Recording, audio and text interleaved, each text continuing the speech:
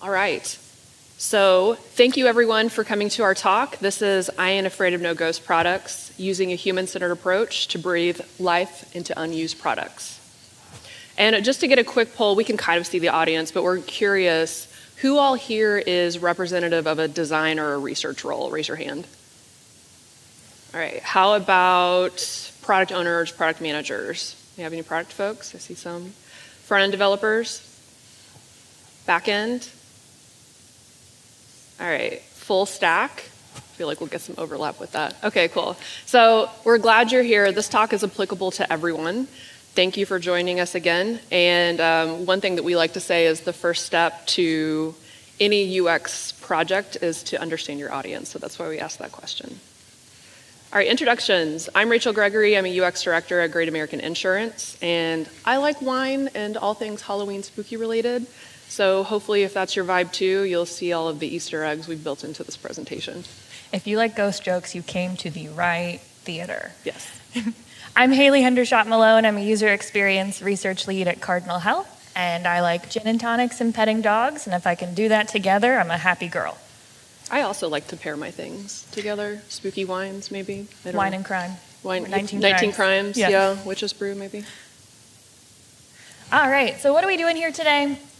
In this talk, we're going to equip you with the knowledge and experience to advocate for researchers to your stakeholders so that you can guard against ghost products. Ooh, trademark pending.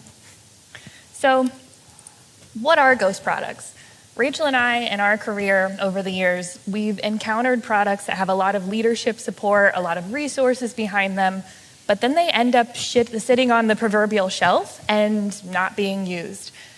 And we saw that pattern happen again and again, and we were like, what is going on here that we have these products that just end up becoming phantoms on a shelf? So what we did is we've come up with a term to describe this pattern. It's called ghost products, and we define that as a product or feature that a user doesn't need, doesn't want, doesn't like to use. And if you are involved in the creation of that product or feature, they can definitely come back to haunt you. Rachel and I have a couple of skeletons in our portfolio closets that are still haunting us to this day, so that's why we're here. Hint, hint, Alexa, tell them about our ghost products. So, now that we've talked about what a ghost product is defined as, let's put a few examples out there. And this one might be controversial. Possibly a couple. I think a couple. Ooh, Apple Vision Pro. So technically, not a ghost product yet, right? But Rachel and I think it has one foot in the grave already. Does anyone remember Google Glass? Yep. Where's all the Google Glass, everybody? We're kind of seeing the same thing with Apple Vision Pro, where it's this really new, exciting technology in this fun space we haven't explored before. But what is this product really solving? What problem are we tackling here? And I dare anyone to take this to Panera and wear it. Wouldn't you rather take your phone? Doesn't it feel a little more comfortable? You're already going to take your phone. You already have it. Yeah. Also, what's this guy doing in this picture? Who knows? You have no idea. I have assumptions. I don't know. You'd never know. Next one, touchscreen toaster. I love this product. It's hilarious. I don't own one. The thing about the touchscreen toaster is that when Rachel and I first started this talk, this guy wasn't technically a ghost product either, but we definitely flagged him as all access pass to the product graveyard, and unfortunately, we were right. A year from now, where is this toaster? We love to be right, but unfortunately, we were right in this instance. So we did a little more secondary research about this toaster, and of course that led us to Reddit. r/of course that's a thing. This product made it to that Reddit thread, and I pulled some of the comments that people have said about it. First one, some appliances don't need to be Wi-Fi enabled and smart and listening to you all the time. It's a toaster. There's a lot of security issues that people have around these smart enabled devices. We also see every toaster in history has a control for how brown bread gets. Does it need to be a touchscreen? Our toggle's fine. And my personal favorites, no thanks. Can you play Doom on it? So, classic Reddit. It's a great example of secondary research of, has this product been accepted in the marketplace? Unfortunately, it hasn't, and it's $400. Or it was. Or it was. Yeah. It's now dead and People gone. spent $400 on that. Who? We should do research on that. We should talk to these people. I want to know. We should. We'll go back to Reddit. And last but certainly not least, and not least in our hearts, Clippy. This has been a very controversial one. At other conferences we've presented at, people have a very strong emotional reaction to our good friend Clippy here. But unfortunately, he's a great example of a product that maybe started out really helpful, really involved in helping the user base use a product. But unfortunately, as your user base becomes more familiar with something like Microsoft Word, it becomes more ubiquitous, you don't really need Clippy anymore. And Microsoft didn't evolve and iterate on Clippy to make sure it was serving the needs of its users. So, I'm sorry, Clippy. You're in the product graveyard. Gone but not forgotten. R.I.P. Clippy. We'd love to hear some examples from the audience if anybody has an idea of a ghost product. Maybe we'll include it next time. Anybody want to raise their hand? Yeah, we got one.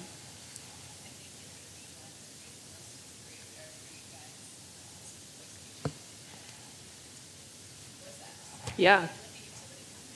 So voice assistant apps, that was a big play for a lot of companies a few years ago when voice assistants came out. Think like Google Home, Amazon Alexa. They're still in existence, right? And some of you may have them still. I have a Google Home, for example. But what do I use it for? It's a smart speaker. That's it. For me and for a lot of users, we've actually done a lot of research around this because one of the companies we worked for wanted to innovate in that space, and we had some red flags come out of that research. We tried to evangelize and advocate for those red flags that we saw to our stakeholders, and they still ended up investing into that technology. So those apps, in a lot of situations, are now in the product graveyard. Yeah? Flash and Silverlight. Yes. Yes, those are good examples. Flash and, what'd you say? Silverlight, not familiar with that one. Am familiar with Flash. I know that there was, Flash was deprecated a few years ago, which caused a lot of issues if you went to websites that were dependent upon it. That caused issues from a user experience perspective. So great examples. Thanks, everyone. So now that we know what ghost products are, we understand how they're defined, how do we guard against creating these spirits? And go ahead and leave that iron and salt at home. You won't need it. So this is how we guard against the creation of ghost products. It is the UX process. It's got 5 phases in it. They all build off of each other. It's not linear, so we can go back at any point in the process and do the align or research design phase again. But typically what we're doing is we're starting with align, and one of those outcomes that we want is to really understand the current state space, define what those questions are that we need to ask when we move into the research phase. We're looking to create empathy with our users at that point. We're looking to define the direction of where the product should go. That way design knows what to put together. Some outcomes for design is we're going to validate our direction. We're moving in the right direction. We're envisioning what the product looks like so that when we get to the build stage, we know what to put together. The build stage is always going to be an iterative stage. You're going to keep touching it, but hopefully you've done enough research at this point to where you have a really good first pass. And finally, we want to make sure we are maturing our product. We don't want another Clippy. As much as we love Clippy, we need to make sure we are continuing to grow with our audience and iterate on our product. Some activities and deliverables we're going to see in these areas. You're going to see a lot of research activities across all of the phases. Things like stakeholder interviews, heuristic reviews. That's going to help us understand what do we need this product to be, how are we going to align on a common ground for where we're going. You're going to see usability testing in the research and the design phase. That is because we need to understand how is current state performing, and it can't be outperforming our new solution. Our new solution can't be worse than what we already have today. So we have to evaluate it and make sure we have those comparisons. We're going to see design reviews, design systems as part of our build phase, moving into more mature design ops and research ops so that when we go move to other parts of the process, we have a system in place that's going to allow us to mature that product. Easter egg ghosty. It's a lot of testing and learning, and you'll hear that throughout this talk, and we've already hit that home quite a bit, where you want to continue to test and learn because you can always learn from your users, and especially when you get into that mature phase, it's extremely important to continue to test and make sure that you're hitting the mark that you established within the align phase. So you should have some good metrics coming out of the align phase, working with your product owners to make sure that you understand how does this need to perform in the market, what needs does it need to meet for users, and the only way you can tell if it's doing that is if you're testing. So why do we need to lead with UX? The reason we need to lead with UX is because the earlier you invest in user experience, the higher ROI you're going to see. So for every $1 invested in UX, you're going to see $100 ROI. That gets higher the earlier you invest. We also see 88% of people are less likely to return to a site after a bad experience. So we need to define what that appropriate experience is, what our users' needs and wants are in that first go, because we might miss our opportunity to capture our audience. We may not get a second chance. We also see when we invest in UX in the concept phase, it's a lot less risky, it's a lot less expensive to make changes. And as our ghosty friend goes out on our graph, we can see in the build and release phases, we're finding things later on to change, they're a lot more expensive. And if we don't find them at all, we're potentially shipping a product with unknown risks. And adjusting a product in production is very expensive. There's a Frank Lloyd Wright quote where you can be an eraser on the drafting table or that sledgehammer on the construction site. One is a lot more expensive, a lot more risky, that sledgehammer. The eraser is going to have a lot more flexibility, a lot less risk, and a lot less cost associated with it. So UX is trying to be that eraser. Sure.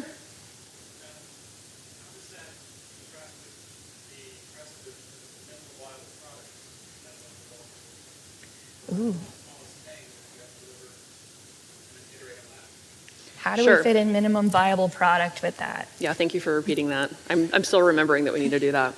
That's a good question. I'll take a quick minute to try to address that, but if I don't address your question fully, come talk to us after this and we can talk through it a little bit more. But essentially, when you're employing an agile methodology, you want to make sure that you're doing your due diligence up front to understand what you actually need to build. So there's a lot of thought in the industry around how to do that the right way. I personally believe, and I don't know that we've aligned on this, but I think we probably do align on it. I personally believe that from a research and a UX perspective, you need to do a lot of that validation up front. And I know this sounds waterfall-ish, but you need to do that validation up front before you're bringing those products or those features into a backlog. So more specifically, that process that we talked about, you need to get through the design phase, having done a round of testing before that's brought into your backlog, because then that's considered done from a UX perspective. You're still going to test because there are still going to be possibly technology constraints that you're working against. Hopefully you figured those out early on, but you may run into those, and I'll talk a little bit about that in this section because very likely you're encountering products that already exist and you're trying to add features to something that already exists. We don't always get to work on greenfield products or projects. So it's important to understand before you're delivering incrementally, what are you delivering and making sure that you're getting that right from a user's perspective. I hope that addresses your question somewhat. I'm getting thumbs up. If it doesn't, again, we can talk more about it after this talk. Thank you for your question. So what we're going to talk about now is what I was just teeing up, which is how do you resurrect a product that's already kind of dead or maybe has one foot in the product graveyard? And we like to say you don't need to do a seance for this to bring it back to life. But we've created a 3-step process, And we tried to break it down into its simplest form so that hopefully it's easy to remember, and we'll go into detail about what that looks like more specifically. So here's our 3-step process. It starts with analysis, which we kind of alluded to that earlier in the presentation.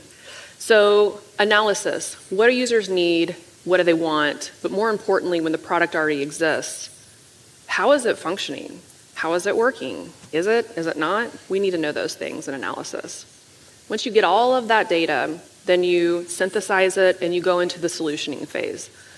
And I'll go into more detail about this in a couple of slides, but you may have been involved in some ideation sessions with designers. There's a lot of sticky notes that fly around. Maybe they're writing things on a whiteboard. That's kind of what that looks like. But essentially, that's pen to paper when the designer is creating a lot of potential solutions to address those problems that you identified in the analysis phase.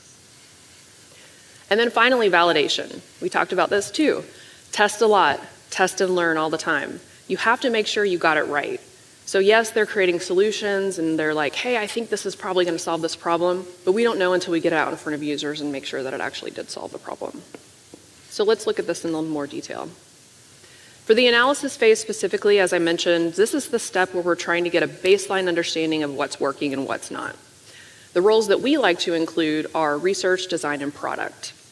Research, they're going to be the ones that are actually tactically doing the work, and we'll talk about those activities in just a second. Design, we really like to bring the designers along because that grounds their solutioning in an understanding and builds empathy for the users that they're solving for. And then product is really important to bring along. I hope the product person that's in the room appreciates this. It's really important to bring product along because they understand the business, so they know what the business goals are. Yes, we want to make sure we're solving users' problems. That's extremely important. However, we need to also make sure that we're providing business value. So it's a balance, and we need to understand that from the product owner's perspective. That's why we bring them in the process. From an activities perspective, analytics. Now, I know not everyone has access to analytics. Maybe you don't have that stood up for your product. If you do, wonderful, because the analytics will tell you the what of user behavior. What are users doing with your product? What are their common pathways? What are some drop-off points that they have? We like to marry quantitative data from analytics with qualitative data through studies like employing methods using usability testing and user interviews. You can get some quantitative data from usability testing, things like system usability scale or single ease question, but that's really just helping support your analytics if you have them in place. Those are pretty good substitutes though if you don't have analytics. And again, when we do these qualitative methods, we like to pair usability testing with user interviews because it helps us understand the why of user behavior. You see things in analytics, but why are users doing that? Analytics will never tell you that. So if you can do things like usability testing and at least user interviews, that'll help you understand why are users doing what they're doing and what are they trying to do? And what are their wants out of a product? So again, it gives you that really baseline understanding of how the product's performing. And there's a really great quote by us, the Ghost Gals. Is the best way to really sum up the analysis phase is you can't make changes to something, you can't make it better if you don't first know what's wrong with it. What's going on today? Where are we going tomorrow?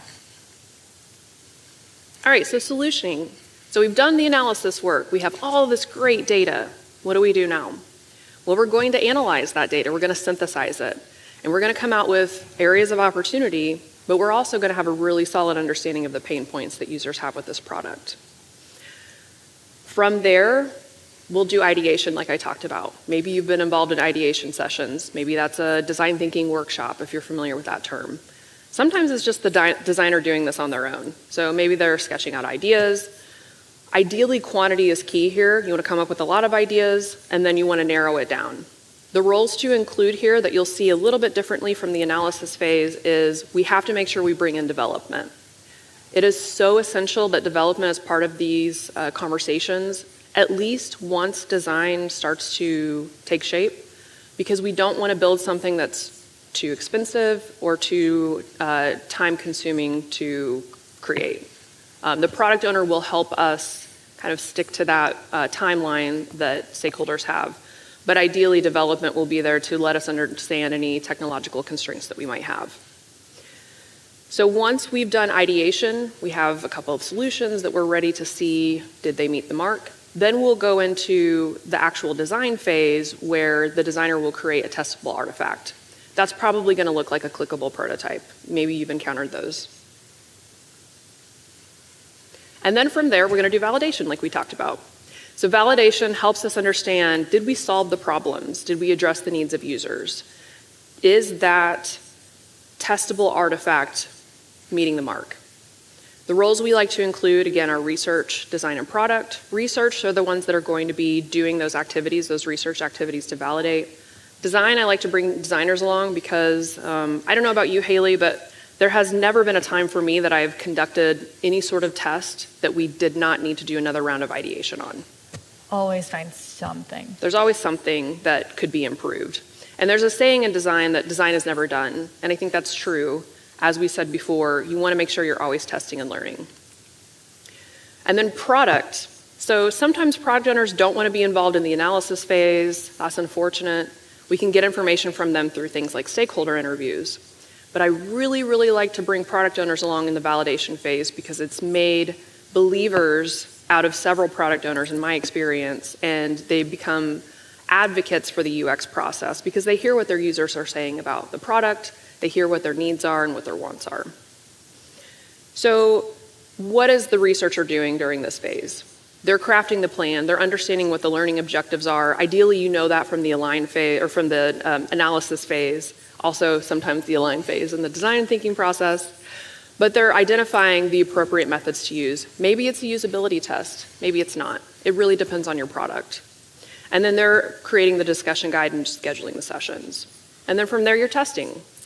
So we, and I'll talk a little bit about this in a case study we're going to review, but there is a theory in UX that you can test with as little as 5 to 8 participants to get to understand 80% of usability issues, and that's just through pure usability testing. Anything over that, you're going to get a diminishing level of return. So the reason I point that out is because oftentimes, maybe not often, but in some situations, people see research as an impediment to their process. Maybe it slows things down. But really, we can get feedback very quickly because we really only need to test with about 5 participants. Okay, so that was a lot of theory and a lot of process. I hope you're still with us. We're going to talk about a case study, and then we're going to get into an exercise that I hope everyone's excited about. So let's see this process in action that we've developed. Anyone here work for AEP? Great, we can really talk about it now. Time to get honest. Yeah. No, I'm just kidding. So Haley and I spent some time in the consulting industry, and AEP was one of our clients. And if you're not familiar with AEP, if you're from out of town, AEP is an electricity provider, and one of the roles that they have within their organization is dispatchers. And they're the ones that really monitor outages. They're the ones that assign teams to fix any outage issue. As you can imagine, that's a really important job because if you don't have electricity, you're going to be frustrated, you're going to be upset, and things could get destroyed in your house, like all of your frozen foods. Insulin, yes, too, is a really big one. So it's really important to get that back and make sure that you're getting your electricity turned back on. So we met with AEP, we met with stakeholders, and they told us that they had this tool for dispatchers. And as you can see, it's pretty outdated, right? It looks like something like a Microsoft product from the early 2000s, late 90s. So that was an issue, but they also were doing a front-end refresh. And so we took that opportunity to meet with them and understand, how can we improve this tool? So the problem that they stated was the interface is outdated and it doesn't surface information quickly to the dispatchers. I can see that that's an issue. However, from a research strategy perspective, we needed to make sure that we met with the dispatchers to understand, what are their goals? Is this tool serving them anymore? Are those really problems? So does anyone remember what the first step of our process was? Because that's what we needed to do. Shout it out. Analysis. Woo. Yes, perfect. Gold star. Okay, so we went to our trusty 3-step process because we wanted to make sure that this product that was difficult to use, that we heard was difficult to use from stakeholders, especially for any folks that joined the company that were onboarding, it was just difficult to learn. So we wanted to employ our 3-step process, make sure that we understood the problem space well before we went into the other phases. So it started with analysis. What we did was we conducted contextual inquiries, which that's just a fancy way of saying we watched users do their normal processes in their natural habitat. And why that's important to observe them in their natural habitat is, and it's harder to do now after the pandemic, of course, but pre-pandemic, it's important for us to see where they do their work. I don't know about any of you, but there are a lot of people that have workarounds. Maybe you have some. Maybe you have sticky notes on your monitors that tell you what you need to do or what your passwords are. Hopefully not. Maybe you have notebooks that tell you how to work through processes. We wouldn't know that unless we met with them where they're doing their work. What we also did was we wanted to evaluate this tool from a heuristics perspective. And again, another fancy term that basically means we all have an expectation of how digital products should work. We've all been on the internet long enough at this point. We've all used apps. We know how they should function. Is this meeting that expectation? That's basically what that means. So we evaluated it from that perspective. Then we went into solutioning. I had an amazing designer in tow with me during this project, and she was really trying to understand from a solutioning perspective, how do we surface the relevant information that we found in the analysis phase that dispatchers need? So she did a lot of reviews with stakeholders to also make sure that it was meeting the business requirements. And then we went into validation and tested the testable artifact that she created. And we did test with 8 users because, again, 5 to 8 participants is all you need for usability testing. And we tested real scenarios using that high fidelity prototype. And this is the end solution. I hope you feel like it looks better than the other version. We spent a lot of time on it. We met with users again, and we met with stakeholders, and users were pleasantly surprised by this. Not only was it more aesthetically pleasing, it met the brand guidelines that the company had previously established. It also surfaced relevant information in a more visible fashion. So as you can see, there's more of a visual hierarchy here. It's easier for dispatchers to see at a glance anything that's down, anything that needs immediately addressed, and then they can quickly drill in to get that additional information that they need in each space. What you're probably noticing, and we talked about this too, is that why is red good? Why is green good? It's confusing. That is how they work. So if you're looking at this and sort of assessing it and auditing it, we can talk about that more afterwards of why we made some of these decisions, but we were constrained against how they had previously worked and what stakeholders were requesting in the solution. But it's also a really good point of why you do usability testing. Yes. Because if we had just put this together based on our assumptions of how we expect to interact, green would have been good. Green would have been, hey, you're in service. Instead, green is out of service. So meeting with those dispatchers, understanding how they work and what their expectations are, let us craft this solution for them specifically. That's a great point.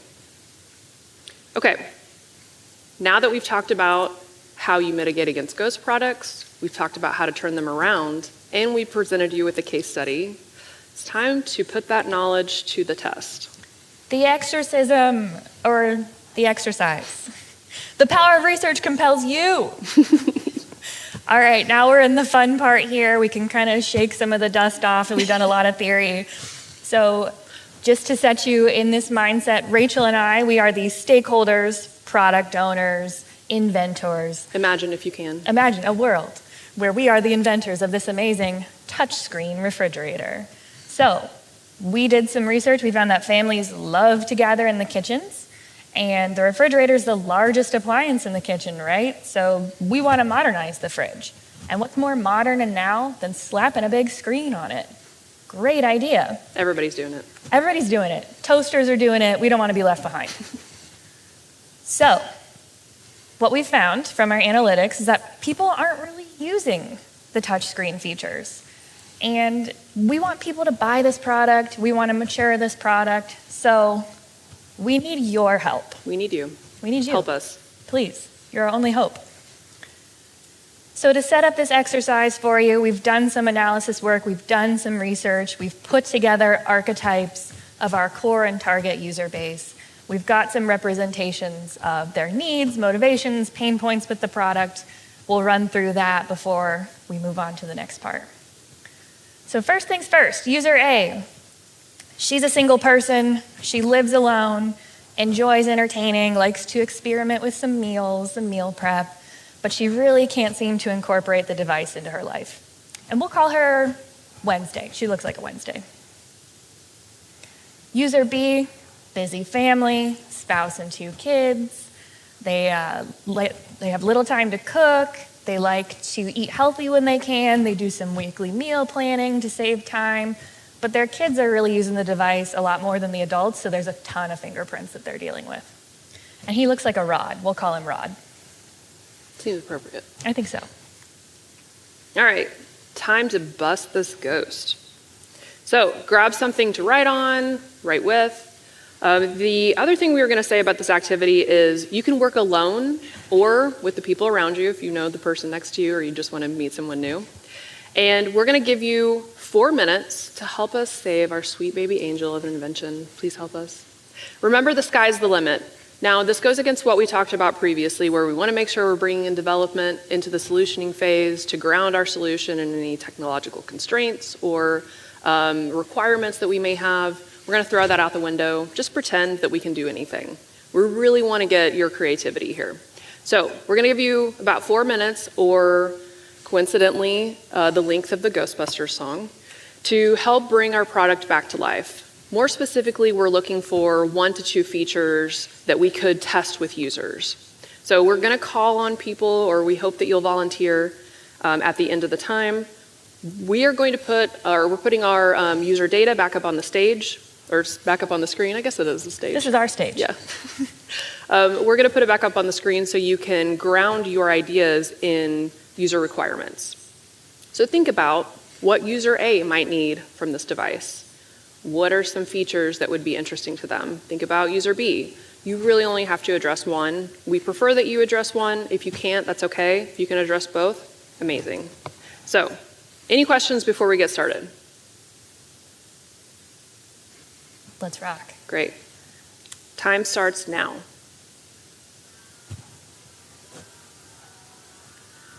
Pretend you can hear it. Hold on. No.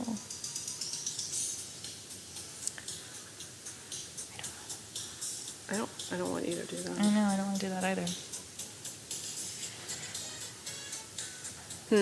Your time's still going. It's just a personal party for us. I can put my mic up to it.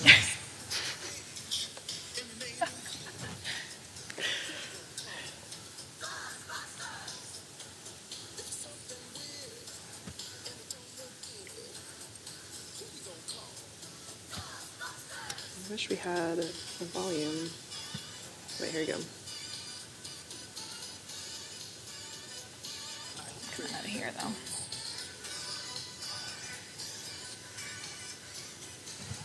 Well, We tried.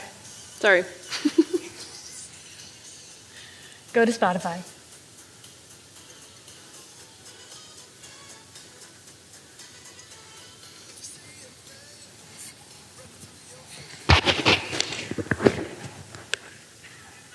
I need that mic.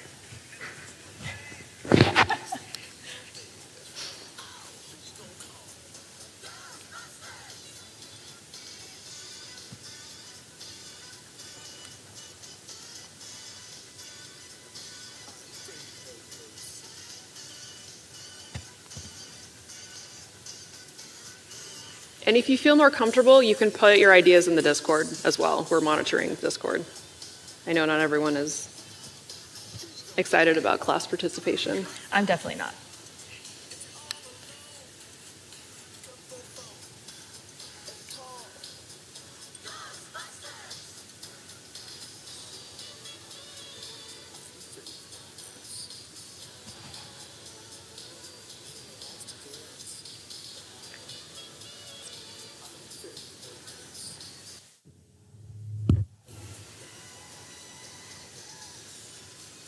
Yeah, it just looks like I'm dancing to no music. That's true. It's okay.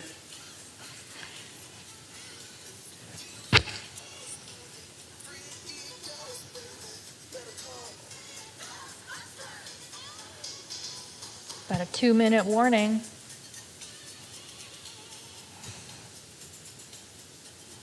I'm excited about these ideas. I'm so ready. I hope they're going to save our baby product.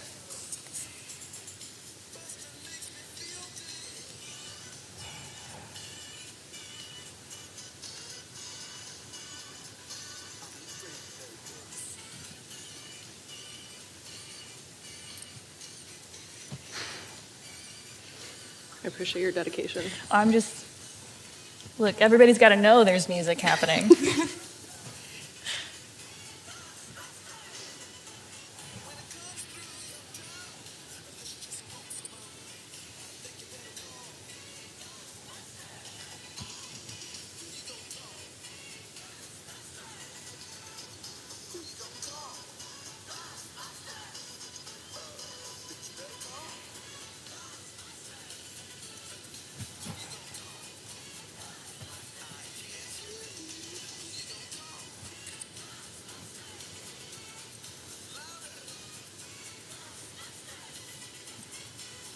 At the very least, hopefully we've inspired people to go watch Ghostbusters tonight.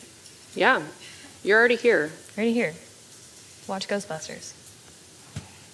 We don't get any kickback from saying that, by the way. We should, though. I wish we did. All right. It's showtime. Who wants to share? Yeah. We got one. Great. Okay.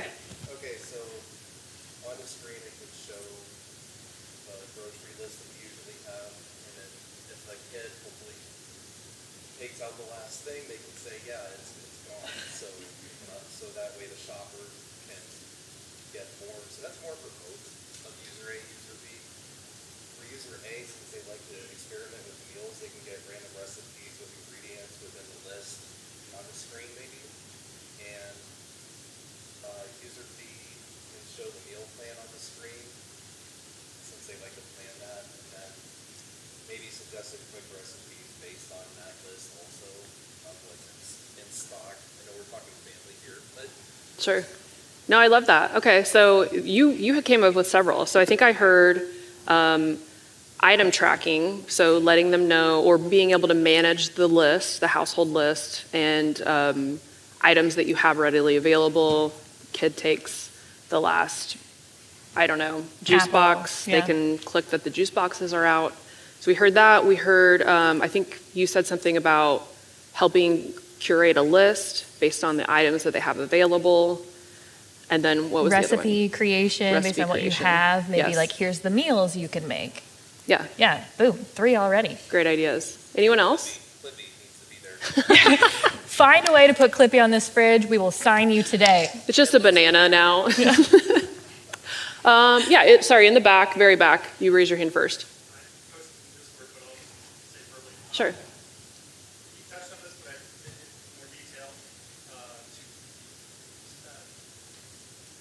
The assumption is that you're directly interacting with the screen in person, but having a mobile app is in front of one device, even young children that have Wi-Fi only on their cell phones or might have internet, the ability to interact from anywhere with your device, with your company, with your refrigerator, so that you can cool it. So my persona would be, and I'm just visualizing like the dad's at the office and he just remembered that he wanted to put something on the list. He could come in from the office, throw something on the refrigerator, but also see the current status of the refrigerator.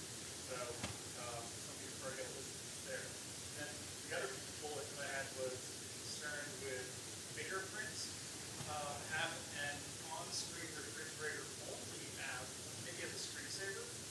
That would be a game that you have another device that would use to wipe off the screen, that you get points or something like that if you like wipe all the bugs off the screen.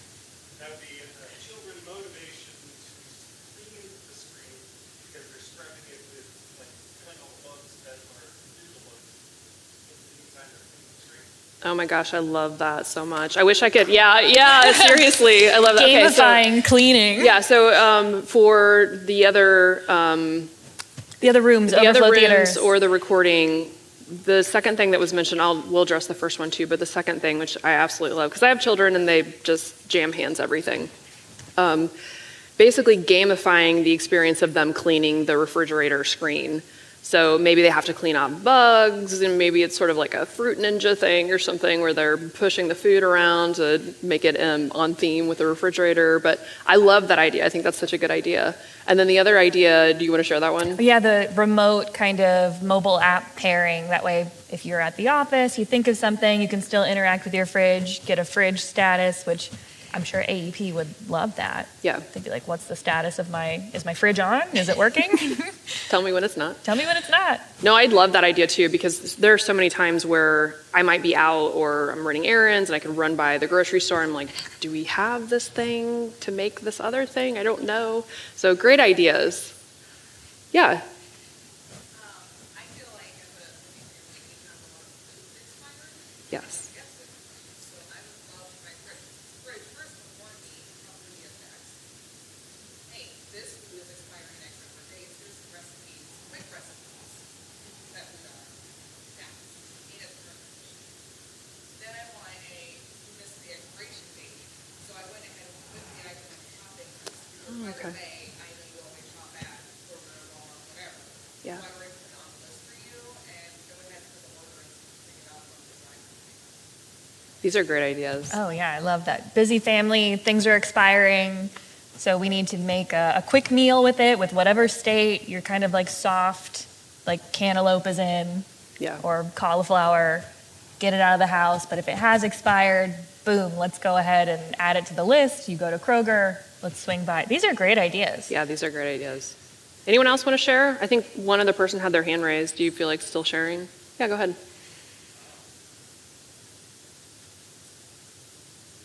I put together how I'm going to say it first. That's That's the hard part. This isn't a test. It's kind of along the same lines as food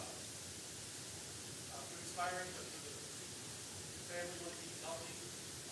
Just like a lot of crispers have settings, just like a database or something for information to eat. What to set your crisper to what you have. Ooh. Wow. Please tell me what I should set my crisper to. Yeah. That's a great idea too. So some sort of setting that tells you based on what is in your crisper, those other drawers that your refrigerator has, what you need to set them to, because I don't know. Lettuce versus like a root vegetable? I don't know. Is it different? I barely can do laundry. I can't set my crisper to. I don't know. Like, There's just the slides. Is it a 3? It's Is it too a much. 5? I don't know. if we haven't gotten to you yet, please put your idea in the Discord. If it's burning a hole in your brain and you want to share, Rachel and I like to collect ideas when we do these talks and share some of the ideas from previous conferences. Yeah, so we're sharing these we have these on here in the event that no one wanted to volunteer to share ideas, because that can happen. But some of the ideas that you mentioned are things that we've heard at previous conferences. So things like recipe suggestions based on contents of your fridge. Here's what you can make. Expiration tracking, like you had mentioned, your milk will expire in 3 days, so make something with a lot of milk. And then auto order groceries, you're out of these items, let's set up Instacart or whatever service that you use for you. So basically just streamlining your life, but so many great ideas. Thank you so much for sharing. And again, if you want to put them in the Discord, we would love to collect your ideas, or if you just want to talk to us after this, that's fine too. Thank you to everyone who shared. Okay, so takeaways. Ghost product spirits. If we will remember this information, give us a sign. Yes. So the 3 takeaways we want you to walk away with today. First one is never back down, never what? Never give up. Oh, that was beautiful. It's like harmonized. Yes, never give up. It is never too late to turn around your ghost product, no matter where you are in the product life cycle. You can do research, you can start with analysis, you can validate, you can make changes to a product that is already dead and gone. You can try to resurrect it, or you can get started on the right path and make sure they never become a phantom. Number 2, What's the problem? This is always the question you should be asking. Analysis is the first step. Let's figure out what problems we have that we need to solve so that these products are actually sticky and users want them and want to use them. And finally, check yourself before you wreck yourself. Make sure that you are validating all of the work that you're doing. There's 1,001 ways to put a solution together. Make sure you got it right and you put the right pieces where they need to be by testing it with your users again. Never not be testing. Always testing. Always testing. And some phrases to listen for. If you have heard any of these phrases, you may be on your way to crafting a ghost product. So these are quotes Rachel and I have pulled over work with our clients, over our careers. Over the decade that we've been doing this, yeah. They're still haunting us to this day, clearly, because they're still in this presentation knocking around in our brains.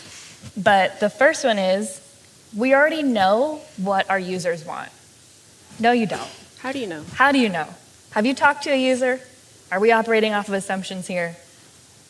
I don't think so. We don't need to talk to users. Our stakeholders understand what our users' needs are. Do you? How? How? Have you talked to a user? There's a theme here. There's a theme. Your stakeholder also may make your user nervous. We like to separate out users from stakeholders or their supervisors. That way they're just not defaulting to whatever their boss thinks that we should be asking for. It's really important we get that unbiased view on what their needs are. An alternative to this is sometimes you'll have a situation where you have a user representative. That's frustrating. Yes, maybe that's the best you have to work with because sometimes you can't get access to your users. And we like to say testing with one user is better than none. But how can one person represent the whole of a huge, diverse group of people? It just doesn't make sense. So if you can get access to users, talk to them. You would invite people to a dinner party with food allergies and then just cook for one person. That would never happen. I don't want to ask our users what they want because we won't be able to give it to them. How do you know you won't be able to give it to them? You don't even know what they're asking for. There are some instances where we are just technically constrained from giving users what they ask for, and that happens. But there are things that could change in the future. Technology could become available, budget could get increased, we could get different roles. Things change all the time. So it's really important we just understand what they're asking for because then we can even influence our roadmap. Yes. And say, hey, let's prioritize getting this data stream in there because people really want this. It's more important than this other thing they don't care about. Yep. Next one, we need to fail fast and learn from it. We don't want to waste time on analysis paralysis. I take a deep breath real quick. So, again, research can be seen as something that really slows down the process. And when we want to get to that MVP, we want to get to putting the shiny thing out in the market, we sometimes skip some steps. But what we can do is really make sure we're innovating in a smart way and working with our researcher to scale our research approach. No matter how much time we have, there's a strategy that we can come up with. Ideally, it's talking to 5 to 8 users. But if we only have time to talk to one, that's better than talking to none. All right, we need to innovate to stay competitive, and leadership has decided this is the product we should deliver. Oh, no. Oh no. Oh, no. Why? Why have they decided this is the product? Where's their evidence? Why have we taken this strategy and this route? I think it's fair to ask these questions and make sure that we're all operating with the same understanding. Also, just to be clear, we are not against innovating. We love innovating. We love thinking of new ideas, ways to use new products, features that could be implemented. We just ran you through an exercise like that. But it is so important to do what we call informed innovation, which is do some research to understand what your users would do with a product like this. Are there other products like this that they're using? Are there pain points that you're solving? You will have much more success whether you're working in a startup, thinking of working in a startup, have previously worked in a startup. You will have so much more success if you ground it in a real problem that you're trying to solve versus it just seems cool and users might like to use it. Maybe, but can you afford to take that risk? Probably not. I can't. And my personal favorite, again, I'm going to need a deep breath for this one. It's okay. I'll get through this. Our users are our employees. They have to use whatever we give them, so we can just provide them training. Okay, so not only is this a lazy UX strategy, if your user interface requires training, you didn't follow UX principles. Don't make your users think, make it frictionless, easy, seamless. If you need training, we haven't got there. But also, employees are not the captive audience that you think they are. They have choices in their employment. They talk to each other. They encourage each other to go work for companies that provide them a good experience. And the software that they have to use is part of that. If you make it hard to do their job, they're going to burn out and try something else. Also, it's just the right thing to do for your employees. So do the right thing. It can also make them take a lot longer to do the job they're trying to do, which really is more costly to you. All right, process that. So if you hear any of those phrases, we want you to ask yourself one question. Who are you going to call? Call us. UX Ghostbusters. We can help. Or if you have a UXer, Call UX them. researcher, work with them, work closely with them, get to know them, talk about what your products and features are doing. They're a great resource. Thank you. Thanks for Thank you coming to so our talk. much. That's it. Right on time. Yes. Any questions? Also, you can put it in the Discord. We will monitor that. Or we can answer any questions that you may have. All the way in the back. Sorry. We love it. Please, that makes it easier for us. You've done all the good work as far as the research and the analysis. You've done the interviews. You are creating personas to represent your audience representation. These personas are now your sort of tricky to want to say, but it's going to work or not. Where in the process as you're maturing, as you are getting these old applications, when you revisit your persona to refresh them? Great question. So, I have a lot of thoughts about personas. Please take this one.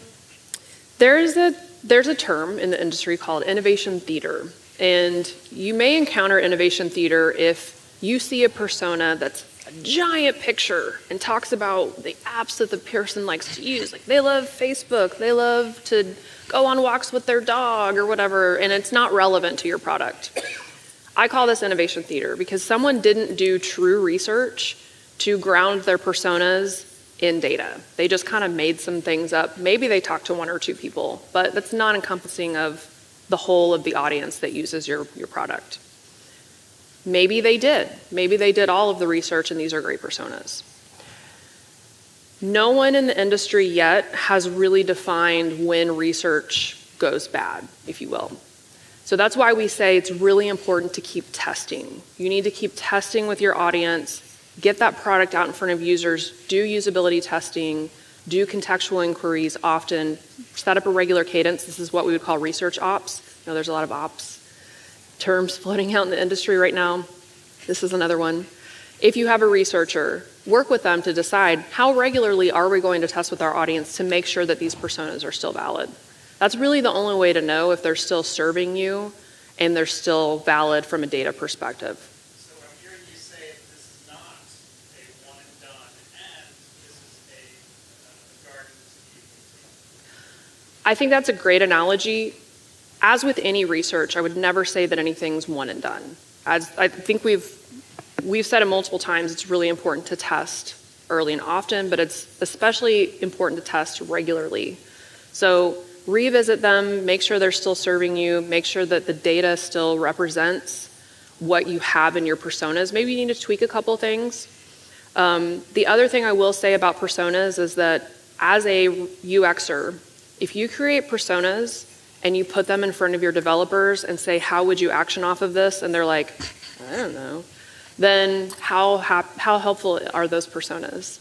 Probably not, right? So time to go back to the drawing board and figure out what data you need to represent in those personas to help your developers understand how your users are using the product, and in some situations, how they learn technology. I think that's really important too, because we all learn technology differently. Some of us are tinkerers, some of us need more hand-holding, and you need to make sure that your solution services both of those types of learners. Good question. Another question. On one of the earlier slides,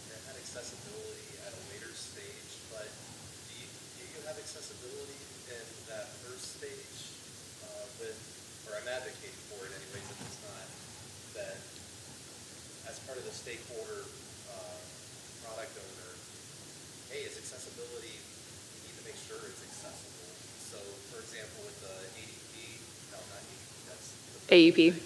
Yeah. The energy thing. Yeah. Say that. The red and green circles, someone red, green colorblind, those would look the same. So going for thumbs up, thumbs down, but maybe also color green or red would help. I didn't know if that was there. And then a thought on the smart speakers. I've seen situations where people with communication devices will have their device say, Alexa, turn on lights. Let's see if any more turn on. So just saying that some of these things aren't all the way dead, just for accessibility, they're like a dream come true for some folks, and I just wanted to advocate for that. I think that's a good point. Like early on, you need to have a conversation with your stakeholders of like, what level of accessibility are we expecting? Yeah. How much do we have time and money to complete to get this out the door? And on the red-green note, that's a great point. We don't think necessarily color blindness is an accessibility issue. A lot of times we get stuck with like motility issues or low vision. But if you pair a color with some type of verbal feedback, usually that's enough to satisfy requirements. We have it later on in the build phase a lot of times because we're naming dibs for screen readers or things of that nature, so it's not technically part of the design phase, but you need to be careful as the designer so you're not putting a really light yellow on a white background and no one can read it, or the text is really small, or target areas are really small. So it's something that does need to be included throughout the entire process. I think you're right. Yeah, so the question was about accessibility and really why we didn't include it earlier in the UX process. I will say we're operating off of the assumption that our designers design for accessibility.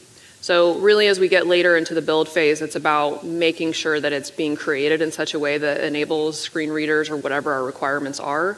But from a UX perspective, we in this presentation aren't diving that deep into teaching UX best practices from a designer perspective. But we hope, and the designers that we've interacted with typically understand accessibility, designing for accessibility. So I agree with you. I hope that it's included early in the process.